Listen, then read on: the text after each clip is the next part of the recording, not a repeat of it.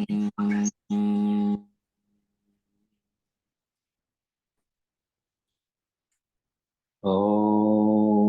Sahana Vavatu Sahana Bhunaktu Sahavidiyam Karvavahai Tejasvinavaditamastu ma vidvishavahai. Om Shanti Shanti Shanti.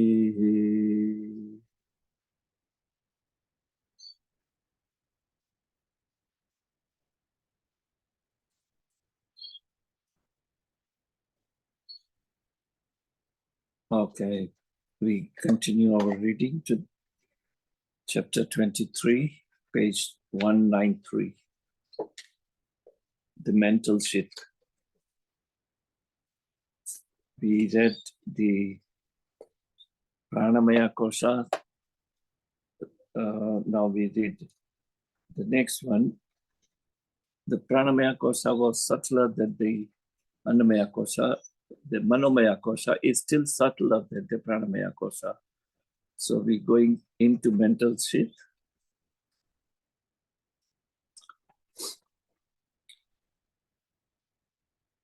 It is easy to speak of the body as a sheath, since it is limited and, like a sheath, many contains the self within. But to speak of the mind as a sheath is difficult. Mind is unlimited, yet our Vedantic scholars were sure that there was the mental sheath. This sheath is subtle.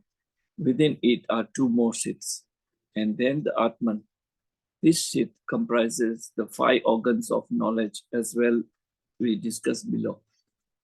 So if you remember, the Manamayakosa was 5 organs of action, karmendriya.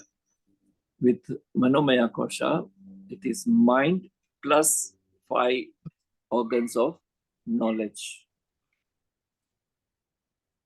What is the mental sheath? The mental sheath is formed of the 5 organs of knowledge and the mind. The mind has been defined as the Sankalpa Vikalpa Atman, the doubting one. So here in one word, they define the mind, the doubting one. The function of mind is to doubt on any perception that sense organs brings about. Whether it's a karmendriya or gyanendriya, it passes on the signals to the mind. And the first thing mind does is it doubts. And because it doubts, it gets into detail. And when it gets into detail, desires arises, attachment happens, and ego comes to play. And this is how it will explain. So this is the function of the mind. It has to be curious about objects and seek knowledge of them constantly.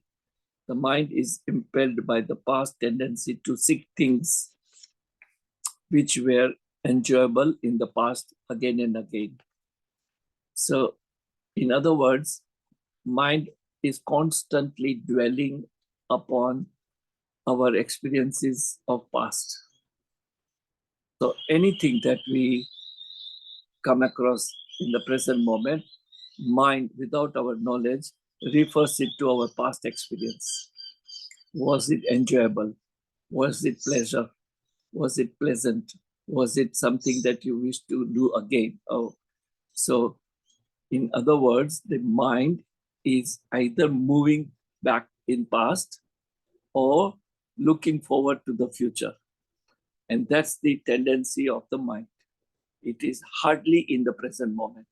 And this is why the kriyas that we do, yogic kriyas and pranayama, is enable us to be in the present moment. When you are in present moment, mind has no function. And this is called mindlessness. When mind is brought into present moment, it is blank, because mind usually dwells in past or looks forward to the future. Yeah. So what are the two faculties? One is based on our experience, memory. It is called chitta, memory. And second thing is your desire, which is looking forward to future.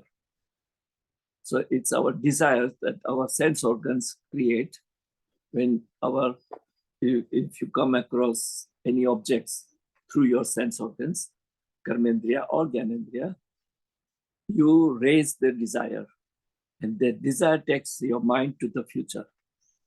At the same time, it refers the experiences of past. So it is moving between past and future. It is hardly in the present moment. And to be in present moment, you have to have the yogic lifestyle, which is nothing but different practices of pranayama, yoga, or meditation. When you try to focus on one thing which is happening currently, for instance, watching your breath, or listening to your heartbeats, or feeling your pulse rate. These are things that is happening now. So when your mind is engaging, watching what is happening now, it refrains from dwelling upon the past or future. This is known as a chitta vritti. The mind is always moving. Vritti means waves. It always moving among past and the future. The mind then uses the senses to gain knowledge of these objects. For complete knowledge of the thing in itself to be formed, we have to use other faculties like intellect and memory. So intellect is our next chapter, the buddhi, the intellectual. How is the mind formed? This is crucial. How is the mind formed? We know that the mind is a subtle body. It is finer in nature. According to Chandogya Upanishad, the food we eat is divided into three parts. The grosser part goes out of as a waste. The gross part becomes muscles and energy in the body, and the subtle part becomes the mind. The mind, says Upanishad, is also made of food. So very simple, easy to understand. Whatever is our intake as food or liquid has direct impact on how we think, our physical appearance, our gross body, as well as our mental body. What we eat is what we think about. Same. So if you are consuming sattvic food, your thoughts usually are sattvic. But if you are eating tamasic food, for example, your thoughts, your attitude, your personality is more aggressive, more tamasic. So how that happens, whatever that you consume, it converts into energy.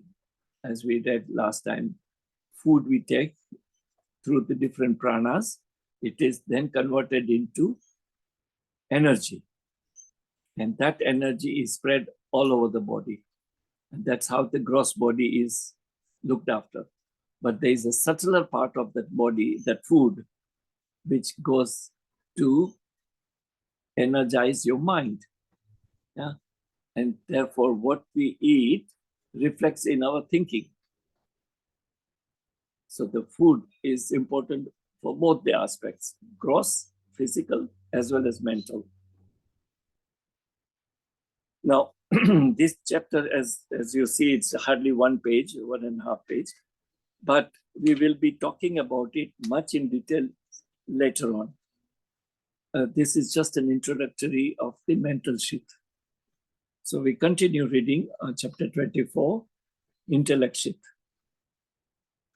The intellect sheath is decisive factor in the personality. It is the intellect, the buddhi, that gives us correct knowledge of things. This faculty remains with us till the end.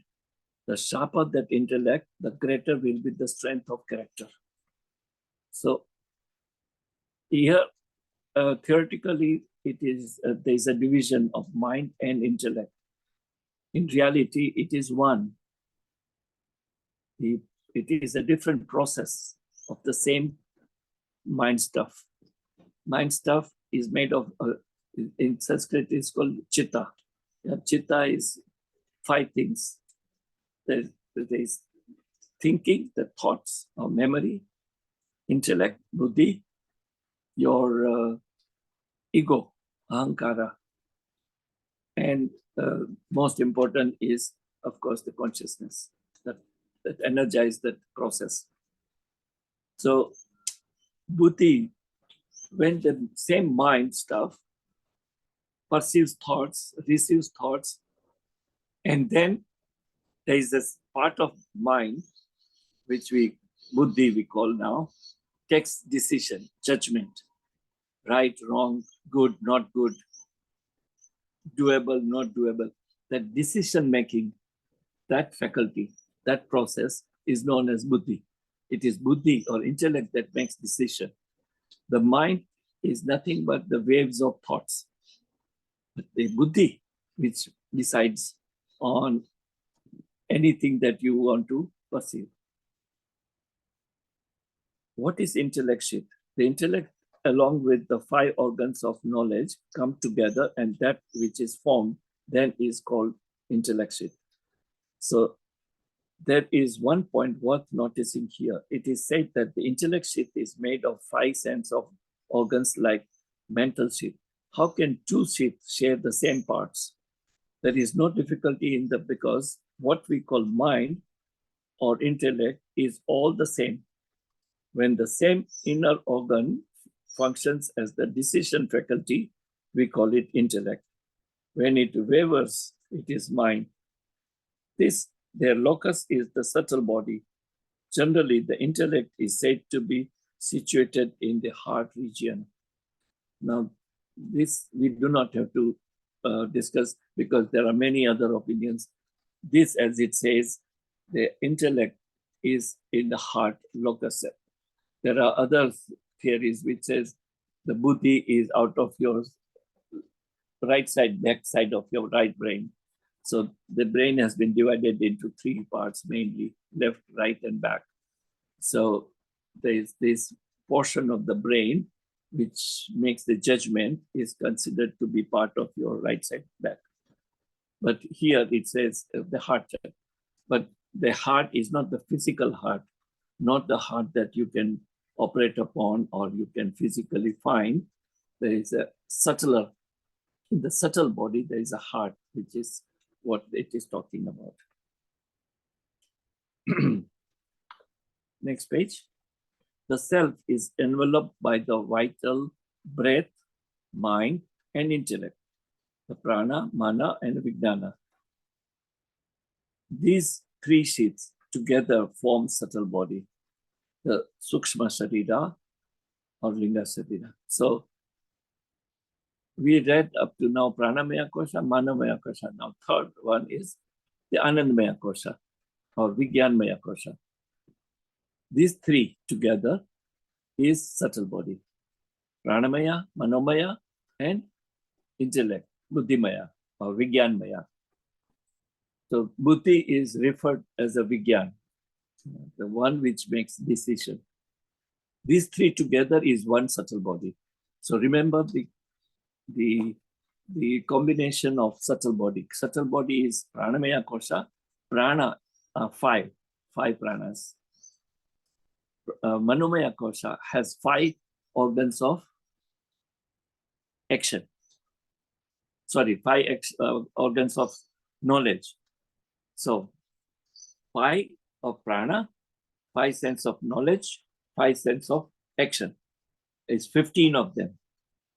This 15 together is your subtle body. Now, subtle body, obviously we do not see it because it is subtle. But it is that subtle body which then goes to causal body at the end of our body.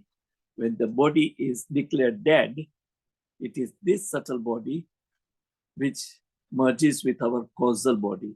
What is the causal body? blissful seat. That's what we are reading now. According to Jainism, in the beginning, everything was susuma, ever blissful. Slowly, however, the later stages like susuma, dusma came into existence. This sheath is called blissful because it is immediately next to the Supreme Self, the Atman, which is of the nature of bliss.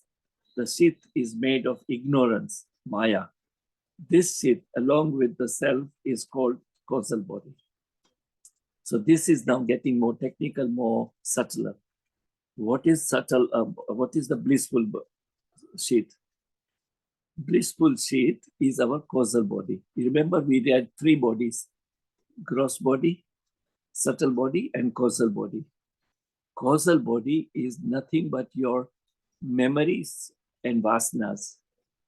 Memory is of your past experiences, your impressions, your memories, your experiences, and vasanas are your intense desires. Put together becomes your causal body. Because it is the closest to your Turiya, the Atman, it is blissful. Because it has no activity per se. It does not engage in any karmendriya or jnanendriya or any action physically, because it is just vasana, that is your intense desire, and your memory, your chitta. That is why it is called chittasya and vasana. This together becomes your seed, a causal seed. Because of those two factors, there is a rebirth. You take a new body, you come through to complete your intense desires, and based on your memory, you are completing your karmic account. So, if you remember, it is our karmic account that decides the kind of body we take, the place that we take a new birth, including your parents, the location, geographical location where you are born, is all decided based upon our karmic account, based on our chittasya or our memories. And this comes directly from our causal body, Karana Sharir. In here, it is referred as a Karana Sharir is not something that you can, it is subtler. So it is, there are different frequencies. We all know there is a Gayatri mantra where we say Bhu, Bhurvaha, Swaha. These are the faculties, different frequencies. It is not that it is layered once upon other. It is all over. It is all over around us. But these are all the different frequencies which we do not perceive. We cannot perceive with our limited ability. But this Karana Sharira is stored, as it says, in a seed form, potential. And then it picks up new body to close their karmic account once again, do the same. And this is blissful sheath because there is no activity, there is no action, there is no closure of your karma. In causal body, our subtle body cannot perform, cannot close our account, cannot create new account. And therefore it is in the seed form. Because it is in seed form, because it cannot create new karma, it is considered to be blissful. What is blissful sheath? That which is in the causal body, which is the impure sattva. Impure sattva. Remember this. That is which is in the causal body, which is the impure sattva born of ignorance and has modification of deer, etc. It is called the blissful sheath. Why it is considered maya or ignorance? Because our seed form, Karana Sharir, is made of two: your past memories and your vasanas of intense desires.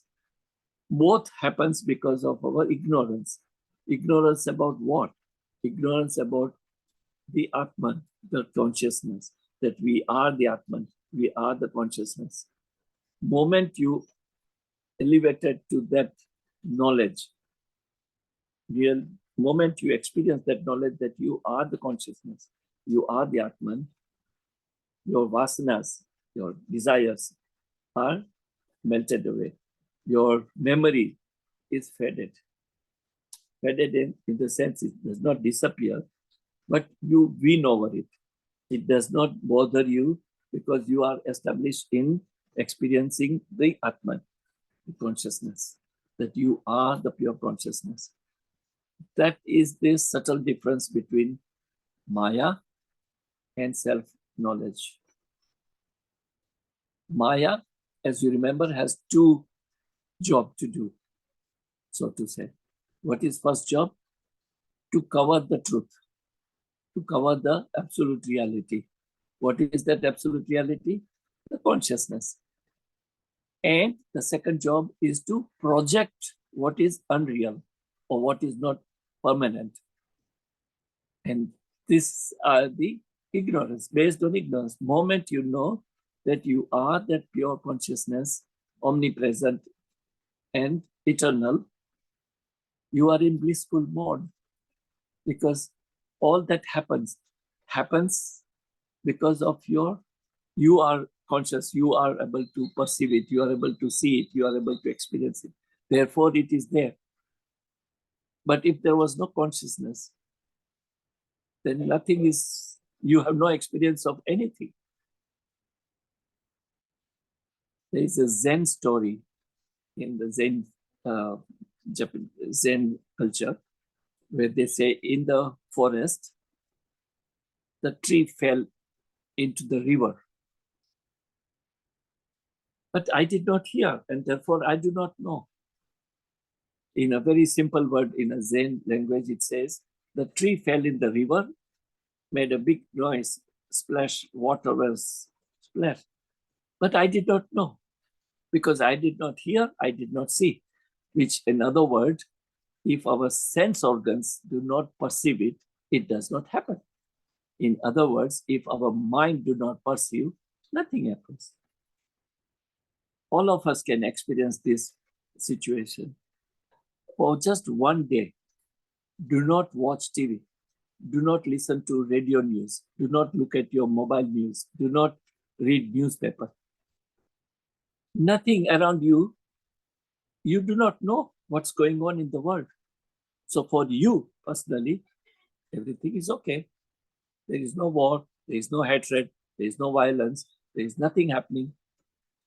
In your world, all is okay, because you have refrained your sense organs to perceive those things. What we do is, without our knowledge, our sense organs, whether it's organ of action or knowledge, is constantly looking outward, constantly trying to experience the external objects. When I say objects, it could be gross object, it could be subtle objects. Subtle objects are, for example, news. Yeah, you read in your mobile some news about something happening in some place in the world.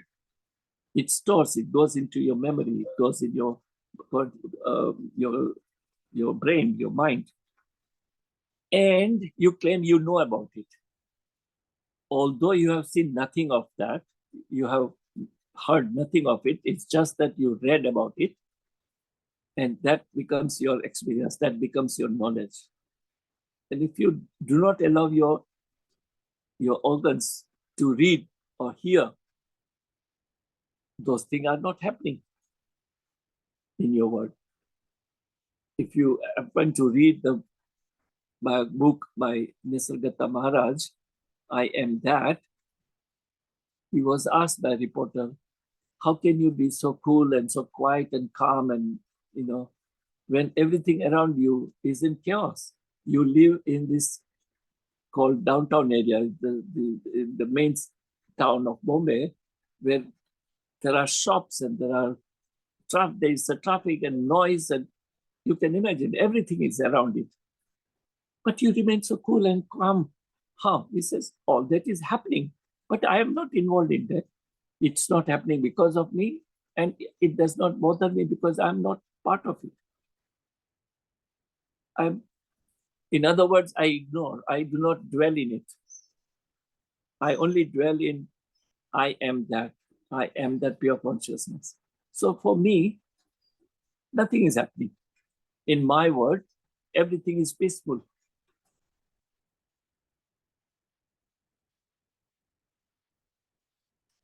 The impure sattva quality, which envelops the cell, as it were, has been called blissful sith. So why it is called impure bliss? It is because based on our ignorance. And what is the ignorance? Influenced by Maya. It is the mixture of little of rajas or the limitedness of the sattva quality. The causal sheath is Maya or avidya, enveloping the self. This ignorance or avidya is made up of sattva, rajas, and tamas, according to Vedanta. It is this impure sattva quality which, like a sheath, has enveloped the self. That has been termed as the blissful sheath. So we'll go slow because this is very important to understand. It's such subtle body that it is very hard initially to understand. So let's understand again, what is the sheath, this causal body or the blissful sheath? It's based on ignorance, impure self or impure sattva. So there are two words, impure and sattva. Usually sattva cannot be pure or impure. Sattva is sattva. But here, just to explain the quality of our blissful sheath is impure sattva. Sattva is basically closest to yourself, your Atman. But because you have still ignorance or Maya, you are in that, you have not transcended the Maya, you have not transcended the limitedness, therefore it is impure. Moment you gain that experience of being consciousness, the Maya does not bother you. The Maya is not bring you limitedness. Maya per se does not disappear. Remember, the difference between people like us and the people who are, let us say, awakened, people who have realized their pure consciousness, their real self. They are same as us. The world does not change for them. World is the same. All that we think what is happening in the world will continue to happen. But for that Atman, who is established as a pure consciousness, it does not bother. It does not matter because for them, it is just the unfolding of what is called a divine design. A divine design. Even the worst of the violence is part of that divine design. It's supposed to happen. It has a purpose to happen. And therefore it is unfolding. So there is no judgment. There is no discrimination as whether it is right or wrong. It is happening and that's the fact. Whatever it is. So when you are in that status of what is known as an equipoise, equipoise is the status where you make no judgment about whatever is happening is right or wrong.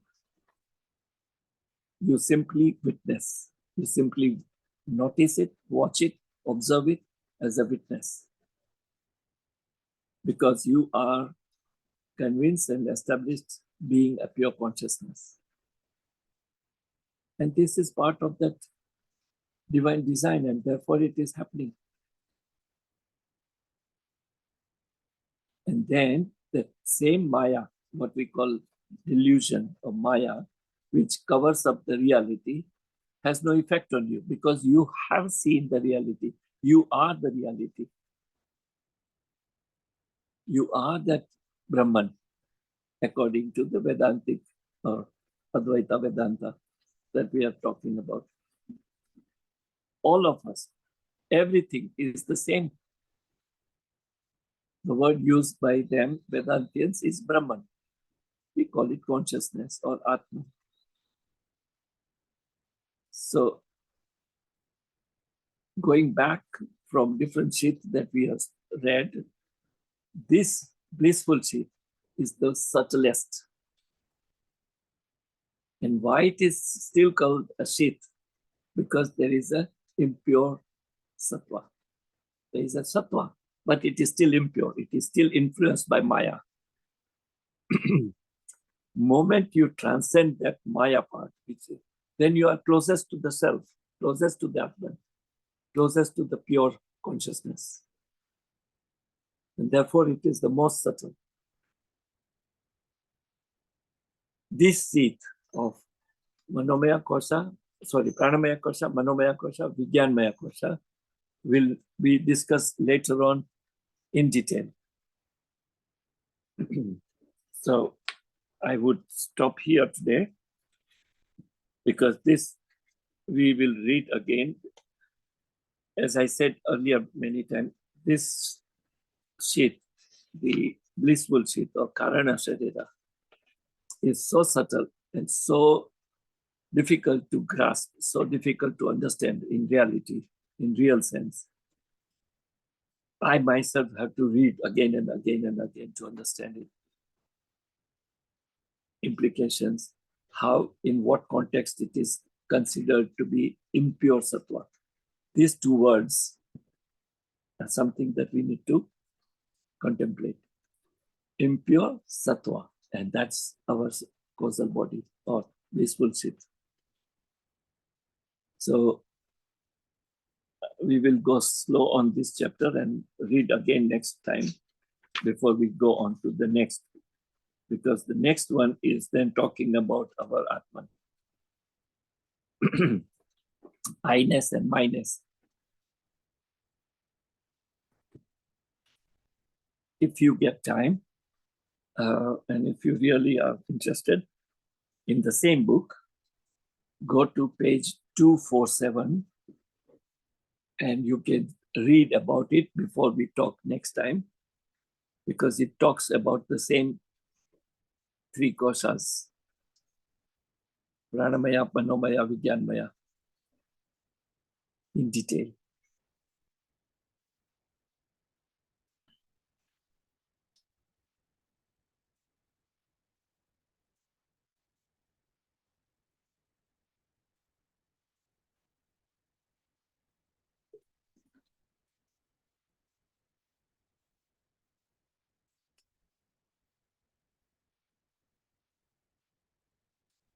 Either you should have plenty of questions or you are already awakened. You know everything. I had many questions when I read about it.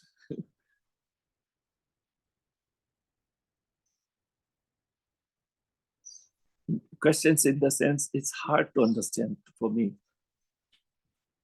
And therefore, whoever was teaching me, I kept asking. Kept asking till the point that my teacher said, either you are ignorant or you are arrogant. I said, I'm both.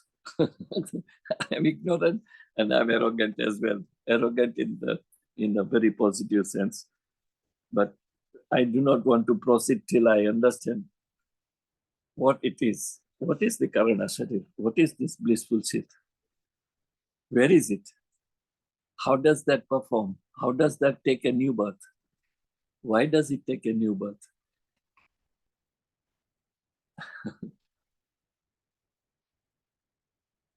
So when we talk about subtle body, without our knowledge, we understand that this is the gross body.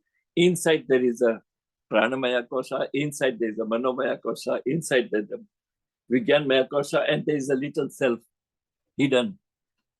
It actually is not like that. It's not all that.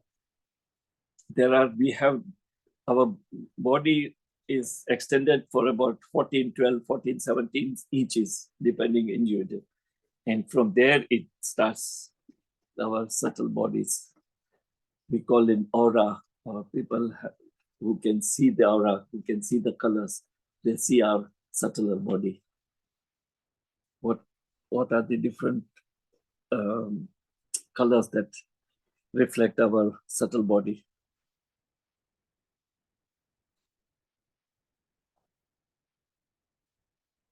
So, open to you. If you have anything to talk or question or comment, or maybe you need time to just think about it.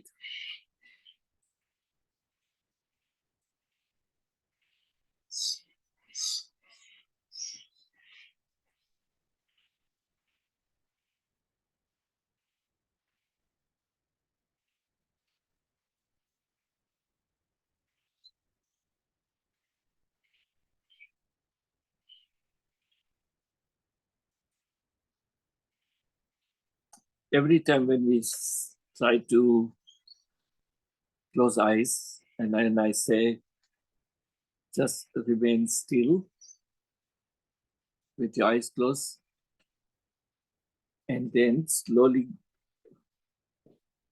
if you recall, our usual or what I personally experience is the same.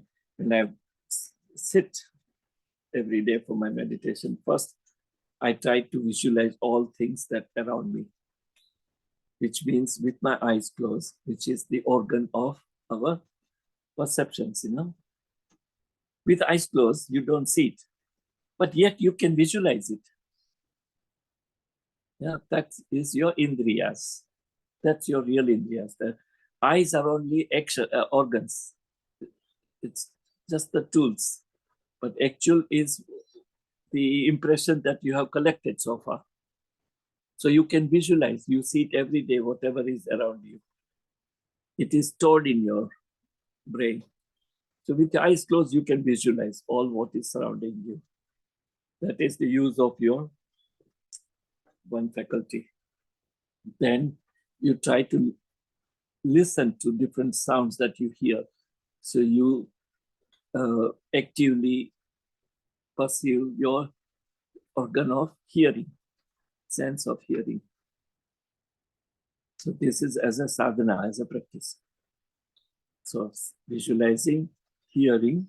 If there is any aroma, if there is any fragrance, you try to notice it. Yeah, if there are flowers or any perfumes or anything that is, or anything cooking in your kitchen, anything that has a fragrance, you smell it. So this sense of smell. Then your saliva. There is a sense of your taste, your tongue. The saliva itself has a taste. You have to witness it. You have to experience it actively. So all the sense of this. Then your gross body, your sitting posture. Visualize it, feel the pressure of your legs on the floor or on your body. Visualize the position of your shoulders, your arms, your palms, your facial, everything. Feel your body. After doing that, then you come to your watching your breath. So from external to internal. And when you are watching your breath with your eyes closed, you're trying to pick up a journey inward. You're trying to feel every breath, that when you inhale, what really happens within you.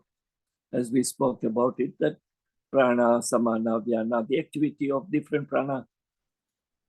With your eyes closed, try to contemplate on that this is what is happening within me.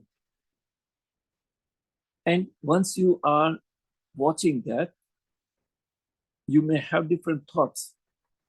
But if you ignore thought and do not give attention to any thought that you have, coming back to your, whatever is your assumption, whatever is your supposition. For instance, in this case, watching your breath. So every time you have a different thought, do not fight with your thoughts or do not get upset about it.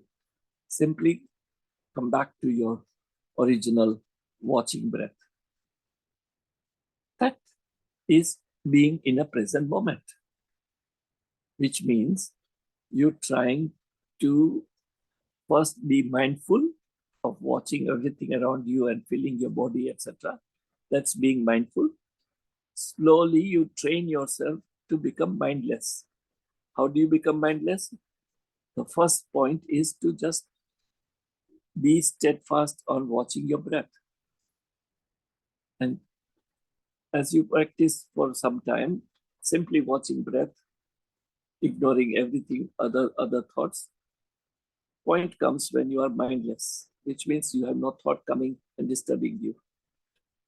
It could be as little as a couple of minutes or a couple of seconds. Does not matter. But that couple of seconds to you would feel like eternity. Feel like that you casted something so precious.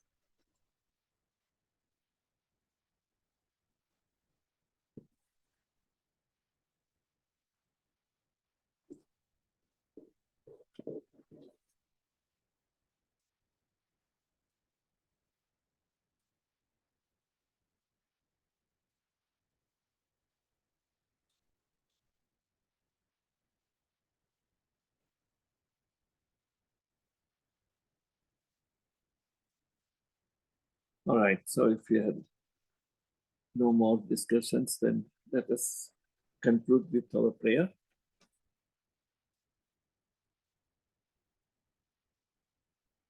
Om.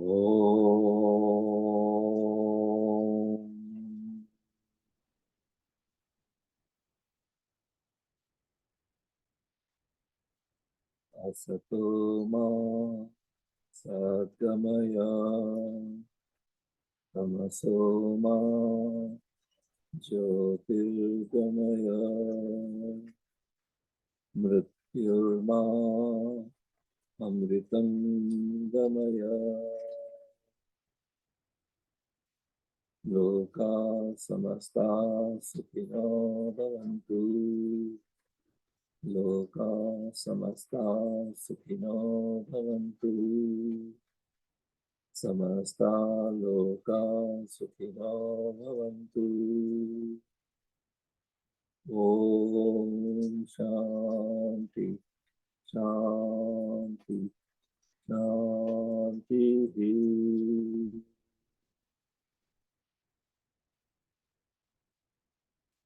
Thank you, God, for giving us air to breathe. Thank you, God, for giving us water to drink. Thank you, God, for giving us sun for energy.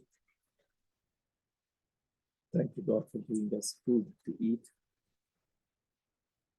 Thank you, God, for giving us good health and happiness. Thank you, God, for giving us positivity. Thank you, God, for giving us all that we deserve. Thank you, God, for your love, your protection, your guidance, your blessings. Thank you, God, for the existence. Thank you for giving me a chance to serve you.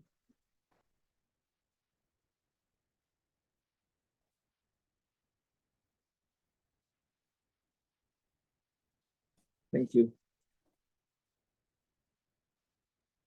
Thank you so much, Acharya ji. Thank you. Thank you so much, Acharya ji. Thank you very much. Thank you for thanking me.